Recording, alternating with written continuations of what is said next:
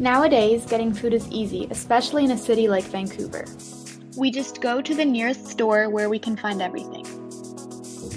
However, thousands of years ago, Indigenous people all around the world had to come up with their own ways of obtaining food. They developed many different methods of hunting and harvesting, but most importantly, they discovered many different techniques of agriculture. Some of these techniques are still being used today, such as the Three Sisters method, while others, such as terra preta, are still being discovered.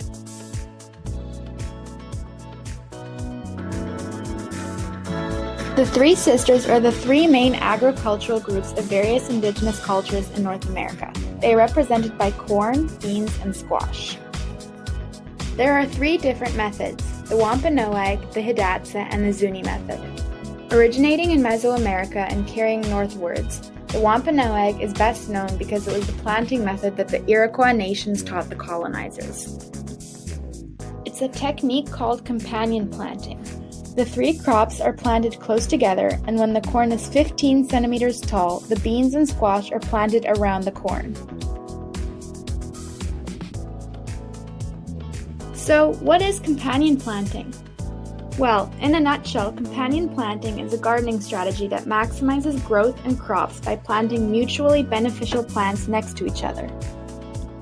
In the case of the Three Sisters, squash is the protector because its broad leaves provide a blanket of living mulch, which serves as a barrier against weeds, hot sun, and high temperatures.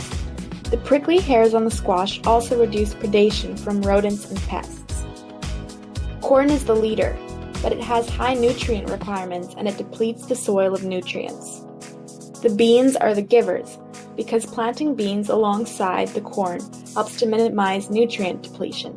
They enhance the availability of nitrogen, which is a key nutrient in the soil, by cultivating bacteria.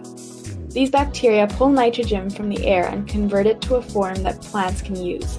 This is called nitrogen fixation. The beans are planted after the corn has developed so they can climb the corn stalks as they mature and grow.